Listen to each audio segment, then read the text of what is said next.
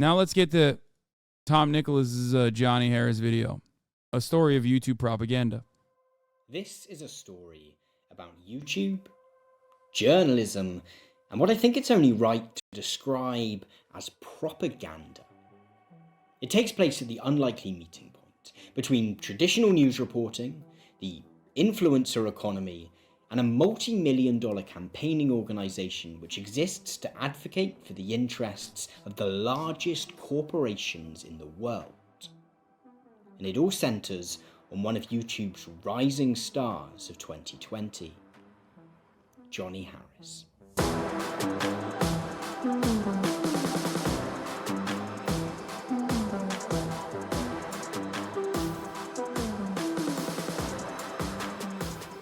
You might want to remind Clip Channels this guy hates React videos.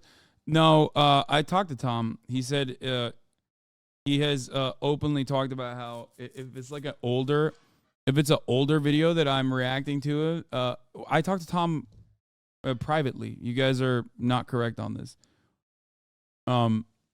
We've like literally tried to figure out if it has a negative impact if I react and then like a Clip Channel uploads it. If it's a video that just came out, but he doesn't have an issue with like reacts in general at all, and he doesn't even have an issue with uploads at all. He said that that he thinks it might have a positive impact if it's reacted to and re-uploaded, even if it's an older video, especially. But if it's a new video that they just uploaded, it might have the capacity to push him off the algo. This is a 2-year-old video. He wanted. I'm a journalist. At least that's what I think I am. So a few months ago, I was sat on my sofa, mindlessly scrolling the homepage of the YouTube app, when something increasingly rare happened. The all-powerful algorithm served up a video that I was genuinely interested in. The video was by a creator named Johnny Harris, who, by all accounts, has had a pretty good year on the platform. Until 2020, Harris was a video journalist for Vox, where he created the much-celebrated and Emmy-nominated series Borders. That year, after 4 seasons, Vox made the surprising decision to cancel Borders, and Harris left the company to strike out on his own as an independent creator.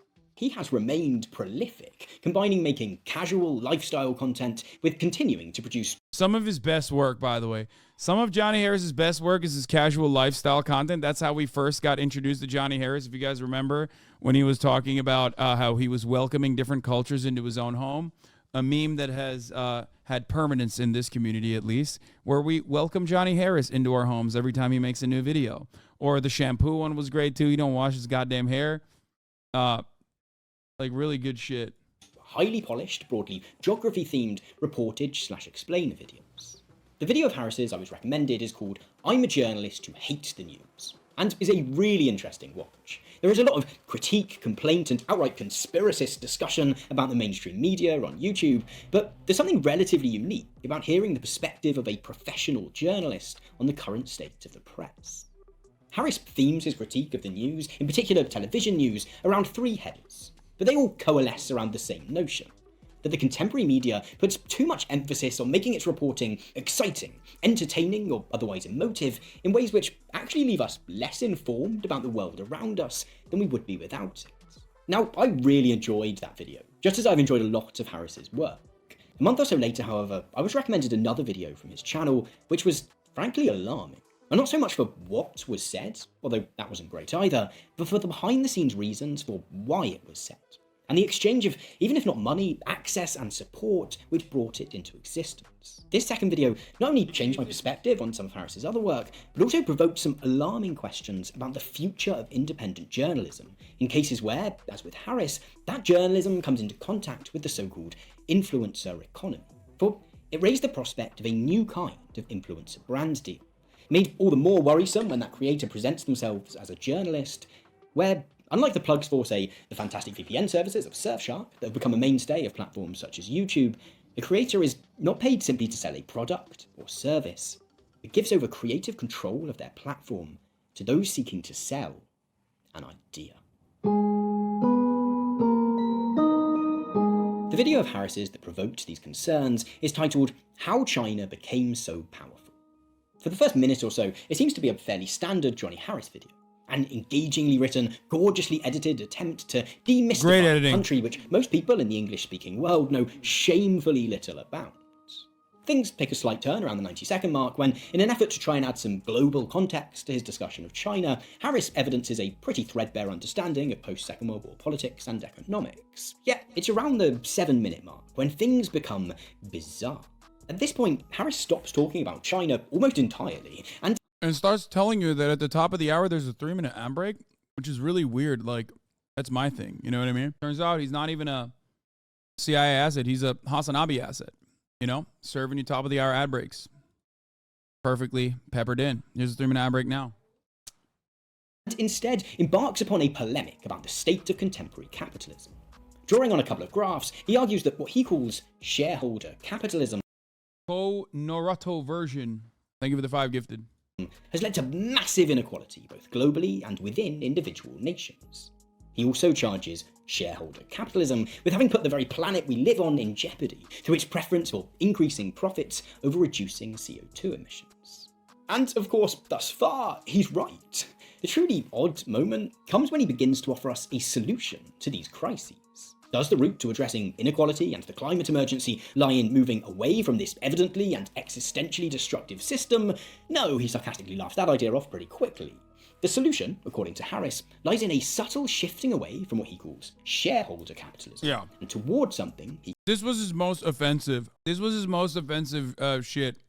This was when, like, the Wall Street Journal, or not Wall Street Journal, they're too far right for that, but the New York Times was, like, writing, where there was, like, an open letter from, like, 1,000 CEOs. No, the solution to capitalism is stakeholder capitalism. That was, like, one of my first videos where I was like, what the fuck is going on here, you know? I mean, dude, even just the Communist Manifesto, you don't have to read Das Kapital, just like a little bit, just a crumb of analysis from leftist theory, just a little bit of dialectical materialism, please, for the love of Christ, just a little bit. Fuck it, yeah, just read Adam Smith, fuck it, just read Adam Smith. It's just the relation laborers have with the means of production and the inherent internal contradictions that exist under capitalism is not prescriptive by Marx, it's descriptive, okay? He is just describing what is going on, and it's the truth. That's it. It's what's happening. You can also observe those contradictions or feel them as you exist under capitalism. Stakeholder capitalism. An idea which he defines so loosely as to make it almost meaningless, but which broadly involves corporations taking into account the impact of their business practices on people and the planet, as well as trying to turn a profit for shareholders. In fact, Harris goes further to suggest that companies such as Walmart, Apple, and JP Morgan are already doing this. Fantastic, I guess then. Crises averted. Now, I don't have a problem with polemical YouTube videos. A good deal of my channel is comprised of such content. Yet, this is not the kind of video that Harris usually makes. During his time at Fox, he was a reporter, not an opinion writer. Outside of how China became so powerful and I'm a journalist who hates the news, Harris might point to a local... Let's be real. Straightforward journalism also obviously has a shit ton of propaganda. It's just neoliberal propaganda, which is why you are not, you're not conditioned into seeing it as propaganda, because in your mind, you think propaganda is something that is like outside of the norm. So if something is just the norm, then you're like, well, I take this for granted. This is just news, straightforward, objective news coverage. It's the status quo. Of course, the status quo, especially when there is still oppression occurring, when there's still plenty of structural problems, is going to have a lot of issues you must address. If you refuse to address those issues, then you are doing propaganda for the status quo, which is still inherently harmful. For example, MLK says neutrality in the face of injustice is siding with the oppression, siding with the oppressors. And that's true. Saying everything is right during the civil rights movement and that these people should just shut the fuck up, well, that's siding with the oppressors in that situation. Saying that I can put a timeline on another man's justice, on another man's freedom, and that maybe now is not the time, is still absolutely the default position, and therefore calcifying, solidifying, legitimizing the ongoing forms of injustice at that time. I use the civil rights movement because it's one that we have basically whitewashed now, but one that we all understand was a good thing. Most people understand that it was a good thing. But just like what I talked about Johnny Harris, openly criticizing former wars that were bad 20 years later, we rarely ever look to the civil rights movement and apply any of the lessons that we need to learn from that to today's ongoing injustices and how to fight them. Hey, Chad and Hassan, I just want to say thank you. My dog passed away today. Being here with you all is helping me get through it. I'm sorry to hear that. It gets better every single day. I know, it sucks, but sorry for your loss.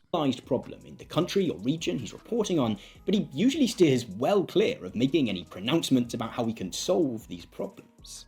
As vague as the notion of stakeholder capitalism might be, to hear him suddenly promoting a unified global political and economic system was, in all honesty, a bit of a shock. It just seemed out of character. At the very end of the video, however, we get an explanation for Harris's pivot to political idealist, which, for anyone who values journalism in any way, should be deeply, deeply worrying. In the final minute, when realistically most people will have stopped watching, Harris reveals that this video was produced in partnership with an organisation called the World Economic Forum. He tells us how great the World Economic Forum is and encourages us to buy a book by their founder and current executive chairman, Klaus Schwab.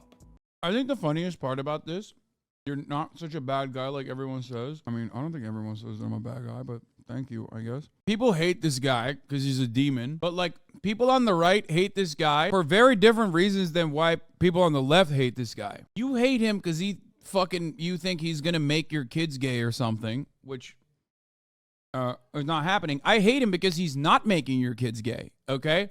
That's why I hate him. I'm like, make the kids gay, lizard man. What the fuck's wrong with you? You said you were going to do it.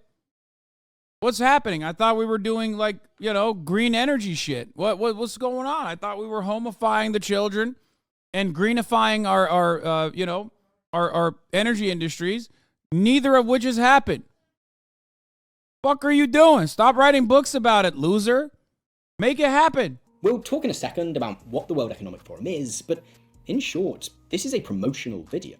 And not only in the sense of containing a brief plug within it, but in the sense that from beginning to end, this is an advert. It may be dressed up as essentially an independently created episode of Borders, yet this is not journalism. This is a piece of propaganda, produced in very close partnership with, in fact, as we'll see shortly, seemingly co-written by a very senior PR executive from an organisation which no journalist should be uncritically echoing the talking points of. The same guy who 2 months previously was bemoaning the state of journalism was now, even if not selling, at the very least lending his platform and journalistic reputation to exactly the kind of organisation which we expect journalists to be critical of. So, in order to get a sense of why someone who presents themselves as a journalist creating sponsored content of this kind is so worrying, I think it's useful to begin by taking a brief look at what the World Economic Forum is. For Harris describes it merely as a think tank, and its frankly quite boring name makes it sound fairly harmless, right? Well, to use the proper terminology, the World Economic Forum is an international non-governmental organisation, or NGO. What this means is that it is essentially a campaigning group, which attempts to persuade both national governments and supranational organisations such as the United Nations and the European Union to implement certain political and economic policies. Many large charities are NGOs. Alongside its direct aid and poverty relief activities, for example, the charity Oxfam also operates as an NGO which advocates for the adoption of policies which alleviate poverty and suffering. If Oxfam advocates for an end to poverty, then what does the World Economic Forum campaign for? Well, on its website, the forum describes itself, again in cryptic corporate speak, as the International Organisation for Public-Private Cooperation. Continuing that, the forum engages the foremost political, business, cultural, and other leaders of society to shape global, regional, and industry agendas. In short, it seeks to bring presidents, prime ministers, and other governmental figures together with CEOs and business leaders to encourage them to think about how they might work together to, as the forum describes it, make positive change. As the notion of stakeholder capitalism that Johnny Harris discusses in his video suggests, the World Economic Forum tends to remain fairly vague about exactly what positive change they are working towards. We can begin to get some idea of the kind of policies that the forum might promote, however, by taking a look at how it's funded. For whilst the World Economic Forum claims to be independent, impartial, and not tied to any special interests, its annual revenue of just over $408 million as of 2020 comes mostly from the fees paid by global corporations. You know what's really funny about it? Everybody hates the World Economic Forum, but like doesn't realize why they hate it. But they don't realize why they hate it. You hate it because it is a manifestation of capitalists getting together and acting out their class interests. That's why you fucking actually hate it. That's it. It's motherfuckers going, how do we avoid the pitchforks this year? You know what I mean? Because they're coming out this year. They're coming out next year. How do we do that? How do we keep this shit going? Ultimately, it's not necessarily a thing that needs to exist. Even without it, like, they don't need these fucking directives or anything like that, because capital owners already, like the ruling class already understands their class position, whether they personally recognize it or not. And they also engage in class solidarity all the fucking time. This in and of itself is basically a whitewashing operation of said initiatives. And in a way, it works in the exact opposite way, because right-wingers look at that and go, oh, all these guys want to do is homify us. Such as Apple, Amazon, Google, Pfizer, Lockheed Martin, Nestle, the Coca-Cola Company, Goldman Sachs, and pretty much every other significant global company to be partners of the forum, to attend its glitzy events, and to shape the policies that it advocates for. Now, some draw on the World Economic Forum's function as essentially an advocacy and membership organisation for the richest companies in the world as the basis for highly spurious conspiracy theories. To give the most recent example of this, a key part of the World Economic Forum's activities is its organisation of the annual Davos Summit, in which billionaires, business leaders, and heads of state gather in the resort town of Davos in the Swiss Alps to discuss the future of global economics and politics. The 2021 event. I have to say something again. Are you done eating? Aren't you done eating it? You eat a lot. Big Steph fan. After I'm done eating this chicken, I eat your mother's pussy as well. You fucking piece of shit. I eat one time throughout the day. At the same time every fucking day. Super old school Hasanabi heads will probably remember that back in like 2018, I used to talk about trying to explain capitalism from the perspective of conspiracy theories, because I've always been a fan of conspiracy theories. And one thing that I would always mention, I wonder if Little Bear could find it, was always Davos. Like these guys, these rich guys, they get together in broad daylight, not behind closed curtains and smoke-filled rooms, but in broad daylight at the Davos Summit, and they decide how to further exploit you, how to extract your surplus labor value, how to continue wars, how to do all of that. Little could I have imagined that would have turned into a fucking right-wing conspiracy theory that moved away from capitalism and instead to some other shit. These motherfuckers took the conspiracy line and just actually turned it into like a right-wing wingnut conspiracy bullshit. Which, owing to the continuing COVID-19 pandemic, took place online and which, as we'll see, Johnny Harris's video was produced to coincide with, saw the World Economic Forum launch an initiative which it called the Great Reset. Online conspiracy theorists soon took this foreboding title as proof that Bill Gates and the rest of the global elite were finally getting round to establishing the New World Order.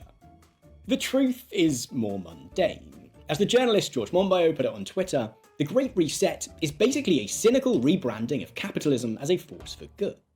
For the most part, it's an attempt to convince us that the World Economic Forum and its corporate partners recognise the various economic and ecological crises which our present economic system has engendered, and to make it seem as though they're going to do something about it. You know what's really funny about this? The reason why the World Economic Forum does shit like that is because they recognize that the contradictions are glaring, and they're worried that people are going to get fucking mad and start developing class consciousness. A good way to direct them away from it is by being like, no, it's not capitalism that's at fault. I promise you, like, capitalism will rebrand it and make it good capitalism. At the very least, get the liberal elites on board, right? Ironically, though, as you have seen from the reaction to the World Economic Forum and the Great Reset, you don't even need that. You don't need to rebrand capitalism. These fucking dummies, for the most part, are like, no, we love capitalism, idiot.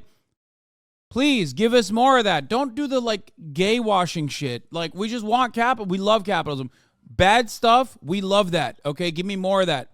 Good stuff, fuck that. I don't want it. The inherent irony in the Great Reset is that it does not need a rebranding. Most of these dumbass liberals and all of these dumbass Republicans, conservatives, all around, they fucking love eating the capitalist propaganda anyway.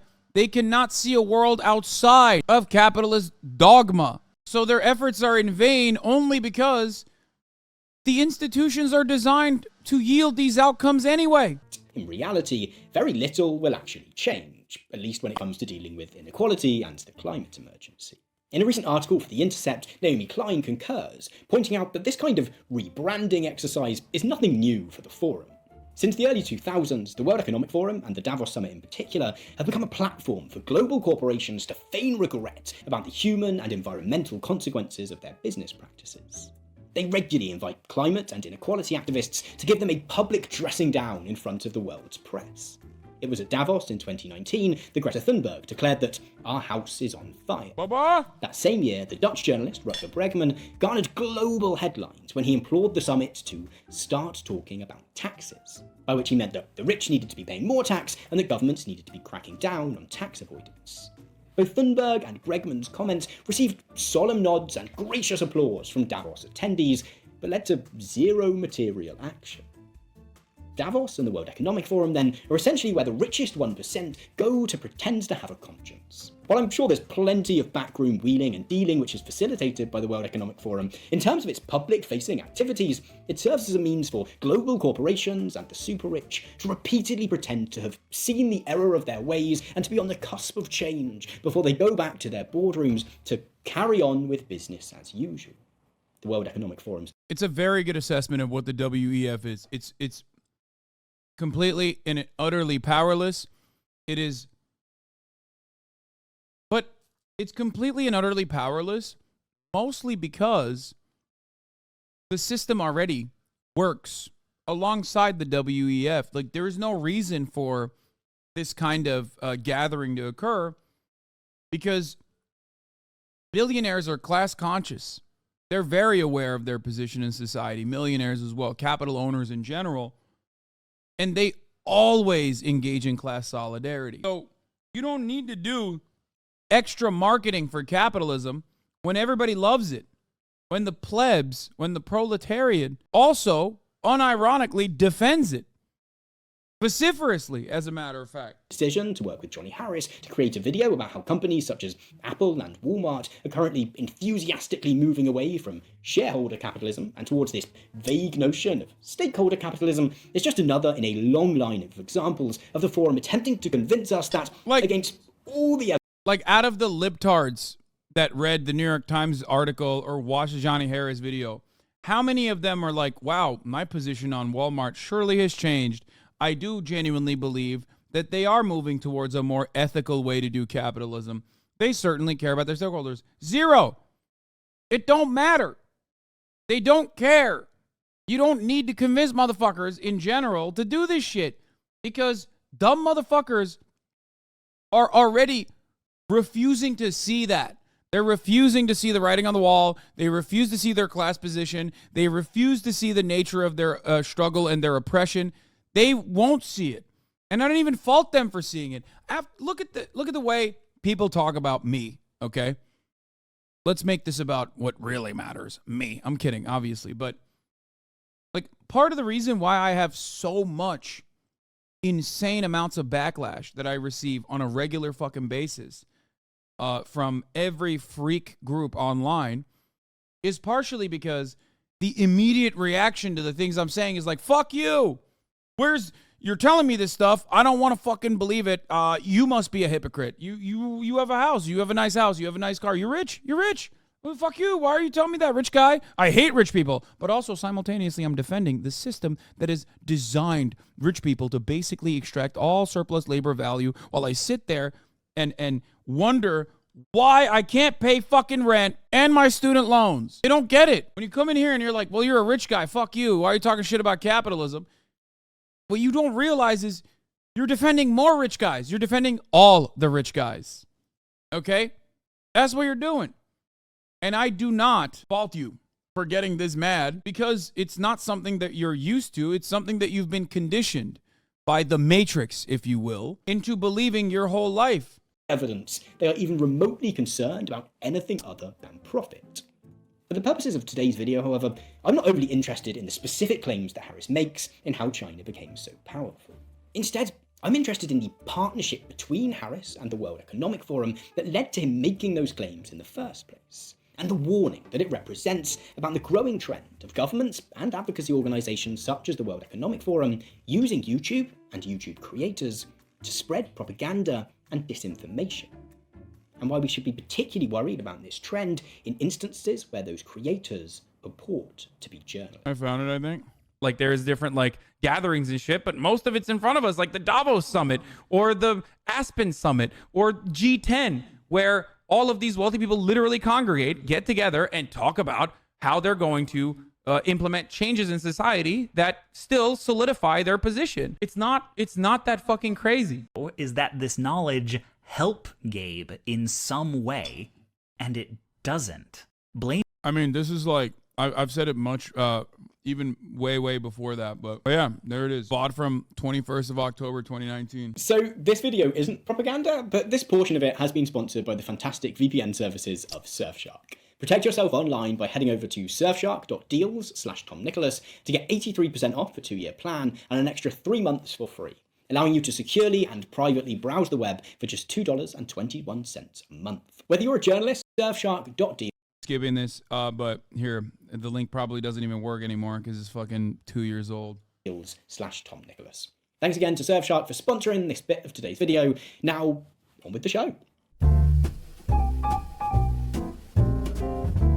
Earlier in this video, I suggested that the reason that Harris's How China Became So Powerful video was so worrying was because, in addition to the fact that Harris is presenting himself as a journalist, the relationship between Harris and the World Economic Forum appeared to go much deeper than the kind of relationship which underlies most of the other brand deals, ad placements, and shoutouts that you're likely used to seeing on YouTube.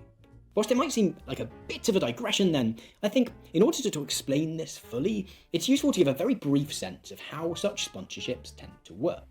Now, there are many ways in which companies work with creators on this and other social media platforms to promote, usually, products and services. If you want a more complete overview, I'd suggest checking out Tom Scott's video about influencers and product placement.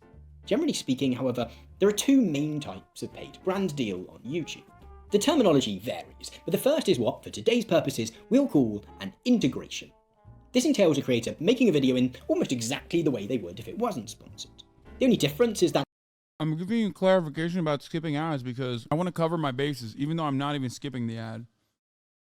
I'm still showing the link. I want to cover my bases because there's a lot of people who don't actually watch the stream, who will never actually watch the stream, who then get up in arms, even if the creator himself has no issue with it. And I just want to make sure that I'm covering all my bases. If someone tries to fucking clip this shit, then you can always use the full adequate clip in context. a company will pay them to, at some point, segue into a usually relatively distinct section in which they tell you about the product or services sold by that company, much like I did earlier in this video with the Surfshark spot. The creator will normally encourage you to use a discount code or follow an affiliate link, again, just like I did, which helps the company sponsoring the video to get a sense of whether it's worth them sponsoring more videos by that creator in the future. After this, the creator will then, in most cases, segue back into the main topic of their video. An integration of this kind, then, is essentially an ad break. Companies will normally be keen to advertise in videos about topics relevant to their product or service, and will often have other topics that they'll avoid. They'll also give the creator some bullet points regarding the particular features of the product or service they sell, which they'd particularly like the creator to highlight within the integration section. Outside of this, however, creative control over the wider video is entirely in the hands of the creator. Whilst there are higher level ways in which the prospect of scoring a sponsorship might encourage creators to cover certain topics and to avoid others which are more complex than we've got time to get into today, the company generally has no say in the content of the wider video. The second type of brand deal relevant to our discussion is what we'll refer to as a sponsored post. Here, a company partners with a creator to produce a video which they otherwise probably wouldn't have made at all. In most cases, this will involve a creator making a video about a product or service the company sells and presenting it in a pretty much uncompromisingly positive light. As an example of this, we might look at this video by the channel Linus Tech Tips, in which the host, Linus, tells us how all your computer backing up needs can be solved by purchasing a device by a particular company. Where an integration essentially involves the insertion of an ad break in a video, a sponsored post is basically an advert in its entirety. From beginning to end, the whole purpose... What did he know? This is a video from 2 years ago. The purpose of the video is to sell a particular product or service. Alongside the fact that the creator usually wouldn't have made the video at all if they hadn't been paid to, the key difference here is that the company paying for the video has significant creative control over the final product. Whilst they'll normally rely on the creator to write, film, and edit the video, they might ask for a section to be taken out, or for something to be added, in order to ensure it achieves their objective of presenting their company, product, or service in the best light. Now, in my experience, people are generally more amenable to integrations than they are to wholly sponsored posts. At least, I hope so, given that this video contains an integration. I know that as a medium-sized creator whose income through the automated ads on YouTube can vary wildly... You didn't talk about LTT? I did. Didn't I? I covered it briefly. Brahma Frog's mad you didn't cover it for 6 hours? Yeah. Integration deals can make... It's like funny because it was happening in between like Donald Trump being literally fucking arrested and shit. So yeah, I'm sorry. Like I briefly brought it up, but didn't pay any additional coverage to it because, you know, more significant things in the world were happening. Make a big difference in providing some kind of financial stability to my life. This is the same for a lot of creators, and I like to think that viewers understand this. When it comes to wholly sponsored posts, however, I think people are rightly more skeptical. However upfront a creator is about the sponsoring company's involvement, it's hard to eradicate the aura of insincerity, and the notion that the scales have shifted from a creator using a brand deal to better enable them to create content for their audience, to using their audience to allow them to get a brand deal with a company. Given how focused we've been on the selling of products or services in this section, it might seem to not be all that relevant to the case of Johnny Harris and the World Economic Forum. But this issue of control over the content of a video, or indeed a written article or any other kind of content, only becomes more important when it comes to that which is presented as journalism. So, to return to Johnny Harris, we don't know what kind of arrangement existed between Harris and the World Economic Forum. In his brief acknowledgement of the forum's involvement in the video at the very end of how China became so powerful, Harris initially suggests that they merely provided him with the graphs which he uses to illustrate some of his points. Although both graphs are freely and widely I wish the CCP would sponsor me for when I talk about the CCP. available on the internet. He later describes the video as having been produced in partnership with the forum. It's all very vague. The problem is, much like Starfield and Bethesda or Elden Ring with From Software, companies know who the fans are who are going to play their game unconditionally, so they don't give money to those fans to play the fucking games unconditionally. You know what I'm saying? It's like motherfuckers are out there. They're like, if I'm the CCP, propaganda czar or whatever, I'm looking at this guy. I'm like, this fucking white monkey loves us. I ain't giving him a single fucking yen, lira, dollar, whatever kind of BRICS currency that we're cooking up, okay? He's doing it for free. Now, it's entirely possible that Harris's partnership with the World Economic Forum didn't involve the exchange of a single penny. Perhaps the allure of working with such a large and influential organisation was enough. Yet, I think the most important takeaway from our discussion of the differing forms of relationship between companies and influencers is not that money exchanges hands or how much, but this issue of control over the content. And this is where things get interesting. See, not only did the release of how China became so powerful coincide with the 2021 Davos Agenda meeting, but an alternative text version of the script for that video was included as part of a series of blog posts published on the World Economic Forum's website, which served as provocations for the wider event. The blog post is shorter than the video and is worded differently, but has the same structure, references the same events, draws on the same datasets, and makes all of the same points. The video, which Harris released on YouTube, is also embedded within the blog. What's particularly interesting is that here, it is not only Harris who appears as the author of the piece. In fact, he's only listed as the second author. The other author, who gets top billing, is Peter Van Ham, the head of communications for the World Economic Forum's chairman's office. and who, as a side note, co-wrote the book on stakeholder capitalism by the World Economic Forum's executive chairman Klaus Schwab, which Harris recommends at the end of how China became so powerful. Harris's video then was not only influenced by the talking points of the World Economic Forum, and was not only produced in partnership with them, but was seemingly co-written I did not know this. by one of the organisation's most senior PR executives.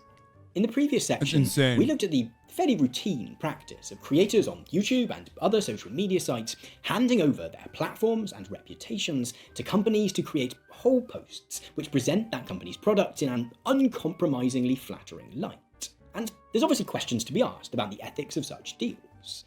But this, to my mind, is far more worrying. Here we have an influencer who presents themselves as a journalist, shaping their work to meet the agenda of a campaigning organisation which seeks to encourage us to view the world from a certain perspective. The perspective of the largest corporations on the globe. For, to stress the point, this is not journalism. This is a piece of promotional content seemingly co-written by a PR executive, produced as part of a much larger PR campaign which wrapped around the 2021 Lily Singh. Lily Singh presents the Davos agenda at the World Economic Forum. Dude, how come I never get invited to this shit, dog? Like, what's happening? Carlos, whatever, Klaus, whatever your fucking German ass name is. I'm right here, man. I'm right here. Everybody keeps saying, I love capitalism. I love dick riding capitalism. That I'm the biggest defender of capitalism. Where is my fucking dollary dues? Famously German name Carlos. Oh, I'm sorry. If you think Argentina doesn't have a fuck ton of Carlos Schwabs, I don't know what to tell you, okay? Davos agenda meeting. See, in our contemporary moment, many young people, assessing the scale of contemporary inequality and of the climate emergency, are asking deep questions about how they want our worlds to be run. A 2019 poll found that 70% of millennials and 64% of Gen Zers in the United States, the ideological centre of contemporary capitalism, would be somewhat likely, or extremely likely, to vote for a socialist candidate for president. The World Economic Forum are more than aware of this, and of the threat that this poses to the companies which fund their activities. Their partnership with Harris, then, is essentially an attempt to use his platform and voice to connect with that demographic, in order to say, hey, fellow kids, capitalism's cool actually, and is totally going to solve all of the problems it's also causing. Coming directly from, say, Lockheed Martin or Goldman Sachs, such a statement would sound ridiculous. But place it in the mouth of a relatively young person with a hipster aesthetic, a sizable YouTube following, some ridiculously good skills on After Effects, and a reputation for high-quality journalism, and it almost sounds convincing. I do want to say that for all I've criticised Harris in this video, I don't think that all of this was necessarily a calculated, nefarious move on his part. Yeah, here's the thing. They don't need to do that. You know what I mean? They literally just don't need to do that. I've said this a million times over, but I will repeat myself again and again and again. You cannot propaganda your way into social progress. Okay? I think that capital owners are terrified of this kind of shit for no fucking reason. The inherent contradictions are right there for everyone to see. You can, however, propagandize the cruelty and normalize it, especially when it is being reinforced by every institution that is designed to normalize the oppression and struggle that you feel under capitalism. The example I always use is Birth of a Nation. Birth of a Nation will lead to the increase in clan activity and memberships, but there is no reverse Birth of a Nation. Like, there is no one movie that MLK watched and saw and was like captivated, and then he showed it to other people and they all got captivated, and then the civil rights movement happened. Okay? Propaganda only works in one direction. Propaganda cannot work in the opposing direction. I can only sit here and help you identify the contradictions, help you develop class consciousness. I can't propagandize so perfectly that you think it's cool. Because if you just think like communism or socialism is cool, then that's a fleeting thing. And maybe a lot of people come in here and they do think that, and then they see it as like an aesthetic, a vibe, and not necessarily the way things should be or the way things are. And then they move on to the next best thing. They move on from socialism, communism to whatever different political ideology they're interested in. That's why whenever you look at like Reddit PCM guys, political compass memes, subreddit enjoyers, they always, or whenever you look at like hyper online individuals, and like sometimes they'll talk about their own political journey, it jumps from like insane, it jumps from one direction to the next, back to another direction. It's basically, it's basically just not defined in any meaningful capacity, because you are just stylistically jumping from trend to trend, and not necessarily building a consistent, coherent worldview that's backed by your moral compass that that you abide by, that you believe in. You're just consuming ideology aesthetics. Exactly. But what does that mean? Why am I talking about this? Because, as Secretary of Antifa correctly pointed out, socialism is born out of the material conditions. It is not born out of watching a cool movie. So propagandizing against the cool movies coming out about socialism is unnecessary. But what the fuck do I know? Maybe the billionaires know better than I do. Maybe that's why they're fucking terrified and they're propagandizing behind it, you know? Anyway, let's continue. One thing that is noticeable in his video about hating the news is the absence of any real acknowledgement of the issue of media ownership, and how the manner in which media companies being owned by wealthy private individuals and corporations who would very much like to stay wealthy might shape the way in which they report on the world around us. Generally speaking, most journalists are either naive about these matters or are highly hesitant to admit that how their work is funded might affect their reporting. We also have the fact that Harris is still likely trying to find his feet as an independent creator following Vox's cancellation of Borders, and on top of this, has found himself in the strange, weird position of being somewhere in between an independent journalist and a lifestyle influencer, both of which come with very different ethical codes. If Harris is sincere in his statements that he will be continuing to act as a journalist on his personal channel, however, then producing content in partnership with organisations such as the World Economic Forum should be completely beyond the pale. This is precisely the kind of institution that we need journalists to be critical of, to ask deep, probing questions about the intentions and motivations of, not to serve as mouthpieces for. Say that left-wing propaganda is possible and effective. It's just easier to do right-wing propaganda because right-wing propaganda is all about fifis. Well, it's not just that it's all about fifis. Another thing that I talk about all the time. Right-wing propaganda also can just rest its shoulders gently on top of the already oppressive structures, because what you're doing when you're cutting reactionary propaganda is basically saying, look how good things are actually. Any kind of change away from that norm is actually bad, and you should react negatively to it. You will never be able to have the same ease when you are talking about maybe even shattering the world that people know and live in, the comfort that they feel in that existence, even if they see so much harm from it, even if they experience so much harm from it. It's much easier to take that anger and redirect it to someone that is less powerful than you. Black people, brown people, immigrants that are coming over the border, gay people, trans children. It's so much easier to take all of your anger and redirect it. It's much easier than serving a top of the hour ad break and redirecting your attention to subscribing for $5 or for free with the Twitch Prime. At the top of the hour, there's a 3-minute ad break. If you no longer want to see those ads, all you need to do is subscribe for $5 or for free with the Twitch Prime. Propaganda reinforcing existing structures has been the point of what Hasan has been saying. Exactly. If your job is to reinforce the things that you feel, then all you're doing is dulling people. You're telling them a sweet lullaby. That's why this is precisely what every right-wing content creator does. They basically tell you that everything that you're seeing, everything that has that is like pent up inside of you, all of your frustrations, you know, some of those frustrations are valid, but not because of the systemic causes. Instead, it's because of this other thing. It's because of this other entity that is like different and scary, maybe. Let me tell you how scary that is. Critiques against capitalism while running top of the hour ad break, explain that. I am a hypocrite and I love capitalism. Here you go. I'm a liar. A hypocrite. I love capitalism. Now, if that's the case and you hate me, shouldn't you automatically say, okay, maybe this capitalism shit sucks, is bullshit? Guy that I don't like says he loves capitalism. Maybe you hate it now.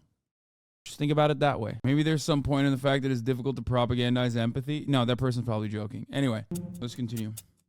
I want to close out this video by acknowledging that the vast majority of contemporary journalism relies on some form of advertising revenue. In the case of solely online outlets or independent journalists, it might be the only revenue stream, and that's unlikely to change in the near future. But again, the distinction lies in who has control over the content of the journalism itself. I think the prospect of a greater amount of proper, professional, independent journalism on YouTube and elsewhere on the web is really exciting. It has the potential to allow new voices to circumvent the rigid hierarchies and biases of legacy media and to provide new perspectives on current affairs. Yet, as we've seen, the manner in which such independent online journalism is likely to see it come into contact with the so-called influencer economy also leaves it open to distortion by bad actors. There are already many groups who use YouTube and other social media platforms as vectors of misinformation. Whole channels, such as PragerU for example, funded by billionaires who want to encourage us to see the world in a certain way, exist to this end. Yet there's also been a rise in advocacy organisations and national governments working with I'm a high school econ teacher and you're clearly underestimating how dumb the average person is, and this makes it impossible to identify their feelings correctly and the actual causes. Most people are too dumb to identify and or connect the dots. Yeah, I mean, but a stupid person knows when they're getting fucked over. They just don't know who's fucking them over and why. Even the dumbest person knows when they're punched in the face that their face hurts, right? It's just they don't recognize who's doing the punching. That's the issue. You know what I mean? My job is to tell you, my job is to try and show you who's punching you in the face. Who actually is punching you in the face. Because the person oftentimes who's punching you in the face is then telling you that someone else is doing that. Someone else is causing you harm. Okay? What is this Hasan viewing experience? Please no debates and endless of comments. Why would you post? I said Bruce Jenner when talking about what dead naming is. Yeah.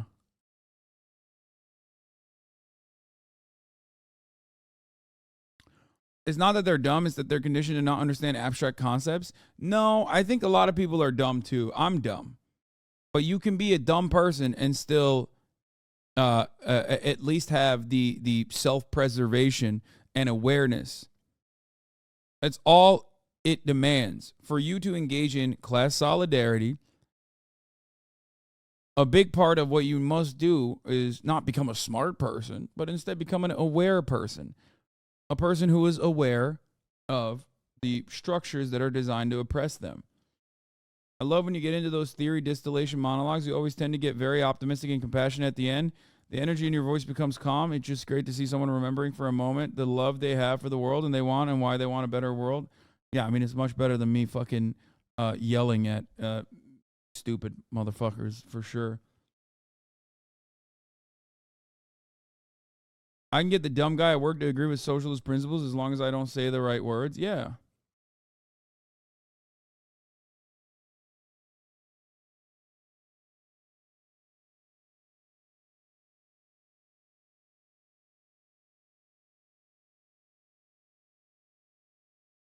I think what a lot of people hilariously get mad at me for is the hypocritical nature of me being a rich person advocating against the interests of the wealthy. Except the people that are getting mad at that aren't wealthy. They're poor. And instead of going, wait a minute, this guy who is rich is advocating against his best interests and advocating for mine, they immediately go, oh, dude, fuck this guy. He just wants me to not be as rich as he is. That's what it is. He's just like trying to stop me from being rich, which I will be one day. Okay? Nobody cares about your money. So who's punching me in the face? Who designed these structures? What do you mean, Judge Wooden? I've said this so many times over. It's the wealthy businessmen that have designed these structures. What are you talking about? It's your bosses. It's the factory owners. It's the lords that engaged in. It's the lords that amassed all of the riches. It's those who put the enclosures first. It's those who were. It's those who they hired to defend said enclosures. It's robber barons. There have been multiple different formations of this exact same structure throughout history.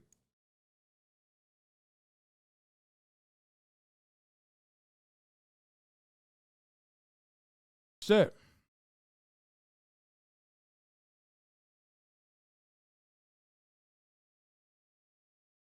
Are capitalist crises and worsening material conditions the only way people can arrive at class consciousness in real life as an observable trend on society, or can content on the internet make people see that too, but it wouldn't be as coherent? No, the only way that you can have, as far as I understand it, the only way that you can have a mass mobilization, a mass movement against like an entire world designed around churning out pro-capitalist propaganda, dulling you to the oppression that you face, telling you that any other alternative is significantly worse, is by worsening material conditions. There is an inherent crisis baked into the existence of capitalism due to the antagonistic nature of the two classes working against one another. Working for their best interest implies that they are working against each other's best interests. It's not left accelerationism. That's just theory. That's just how it works. What you can try and do in that process is maybe make it easier, maybe remove some of the burdens and create reforms and a structure where people can actually have a say. But it is supposed to be, it's not accelerationism, it is inevitability. Now there's two options at the end of that, okay? What I'm describing is not accelerationism. I am not an accelerationist. I'm not trying to push those contradictions into its final, into like a final explosive point. Okay? The reality is that those contradictions are inherent in society, in a capitalist society. So no matter what you do, you can try to continue a liberal capitalist nation state with welfare as a welfare state. You can try to, build your own transitional socialist state. But ultimately, no matter what happens, there's two options at the end of it.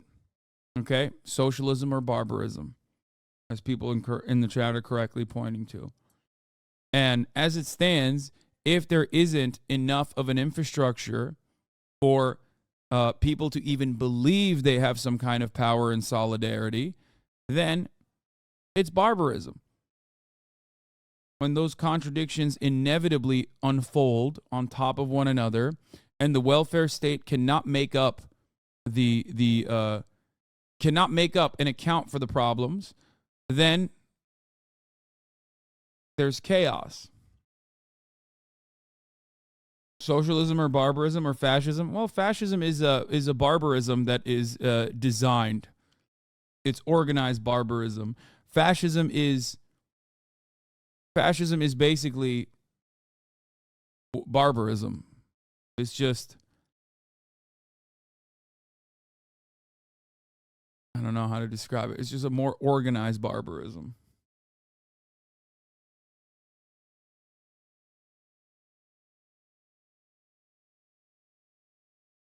Just like the internal contradictions of feudalism cause capitalism to eventually form, capitalism will cause never-ending crises until a stable social structure like socialism will form to deal with those contradictions, or we'll all die. That is historical materialism and the root of Marxism. Exactly.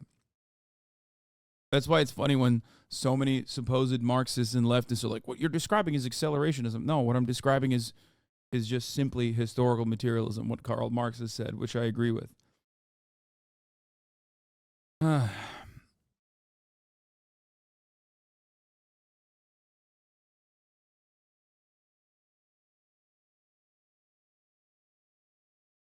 Anyway, let's continue. Creators with pre-existing platforms to help push their agendas. Just last month, The Times, the UK one, published an article about how the Chinese government is using British YouTubers to spread pro-China propaganda for the benefit of both a domestic and international audience. Where? Last year... Yo, what the fuck? Where's mine, dude?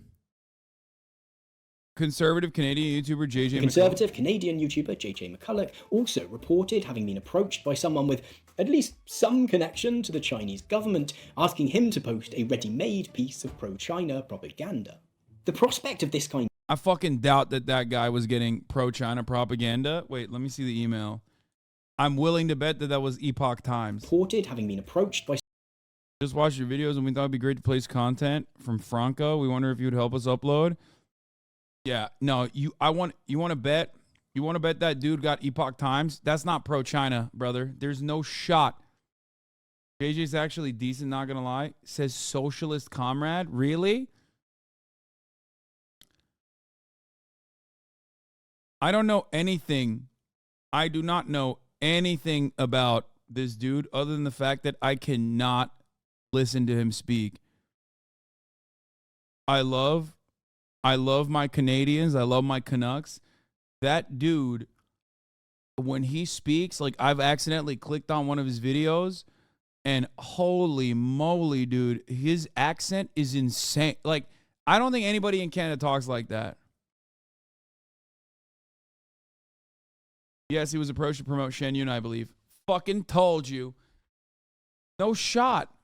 I know the following captions say Shen Yun, some but connection to the Chinese government. Oh, is that from his video? Their post does not tag any violence that will be protracted in the Shen Yun performance.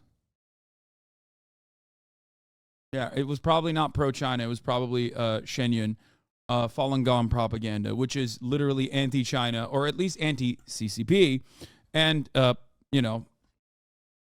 some of our best allies. Do you like Epoch Times? What? Guys, are you crazy? What do you mean, do I like Epoch Times? What are we talking about right now?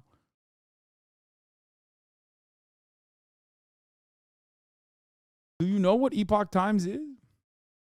They're like Shen Yun, Epoch Times, all extensions of Falun Gong, which is a psychotic suicide cult, pretty much, that believes in some of the nuttiest shit you've ever heard. If you're not familiar with JJ, he tones down his conservatism online.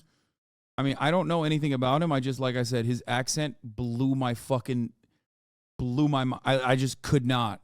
I could not listen to him. He's the first time I've ever watched a video where I felt like a hint of like genuine anti-Canadian sentiment.